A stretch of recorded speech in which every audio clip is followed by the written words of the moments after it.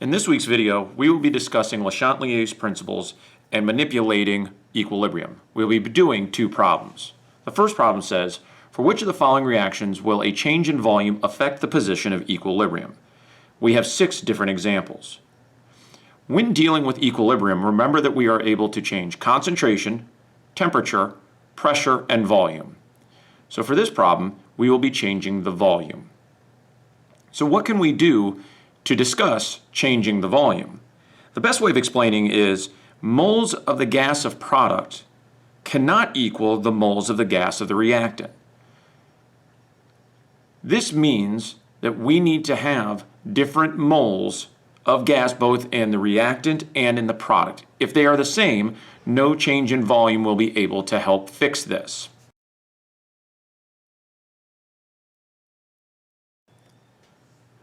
For our first example, notice that we have calcium oxide and CO2 going to calcium carbonate. On the left side, we have 1 mole of gas, and we do not form a mole of gas, we form a solid. So this would have a change in the number of moles of gas going to our products. This would be affected if we changed the volume. For our second example, notice that I have 2 moles of HCl going to 1 mole of H2 and 1 mole of Cl2. So I have 2 moles of my gaseous reactant and 2 total moles of gaseous product. This means that they have the exact same number of moles and that a change in volume will not be able for me to move equilibrium. For C, I have 2 moles of our gaseous reactant, 1 hydrogen and 1 carbon dioxide. And for our product, we have 2 moles of our gaseous species, 1 water and 1 CO. So once again, they are equivalent moles, gas, reactant, and product. We will not be able to change our volume to manipulate equilibrium. For D, notice that there are no moles of gas in the reactants, but 2 moles of gas in the product. This means a change in the volume would affect equilibrium. For E, we have 1 mole of gaseous reactants, that being the H2, and we have 1 mole of gaseous product, the H2S. These moles are equivalent, so a change in volume will not affect equilibrium. Finally, for F, notice that we have 2 moles of gaseous reactant and a total of 3 moles of gaseous product, 2 from my nitric oxide and 1 from my oxygen. Because these are a different number of moles, we would be able to affect equilibrium. So when dealing with changes of volume and pressure, make sure to remember to calculate the number of moles of gas on both your reactant and product.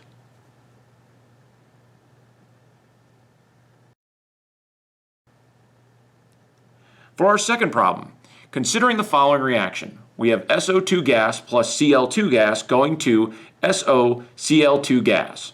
Notice that we have a delta H that is positive.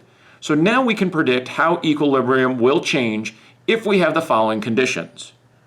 Before we start the problem, we need to make 2 major changes. We need to put delta H into our balanced chemical equation on our reactant side. Remember, our delta H, if it is positive, is endothermic and should be treated as a reactant. And very similar to our last problem, we need to calculate the number of moles of gas on both sides of our equation. There are 2 moles of gas on our reactant side, 1 mole of SO2 and 1 mole of Cl2. There is 1 mole of gas in our product side. For each Le Chantelier's principle problem, you should be able to input this information. So now let us look at part A. What would happen if SO2 is removed? Remember that if we remove a species, our equilibrium will shift towards that species. So in this case, our equilibrium will shift to the left, producing more SO2 that had been removed. For B, it states that the temperature of the reaction is being increased. So what does it mean? If we are increasing the temperature, we are increasing the energy of our reaction. So as our temperature goes up, it is going to affect our delta H, shifting our reaction towards the right. So in this case, we are going to be shifting towards the product. For part C, the pressure is being doubled. This means that we are going to affect only our gaseous species. So now we need to see which side has a fewer number of moles of gas. If the pressure is increased, we will go to the side of fewer moles of gas, so we will go towards the products. For part D, the volume is being changed from 1 liter to 1.5 liters. We're making the volume bigger. This means that we can accommodate more moles of gas. So in this case, we are going to shift left.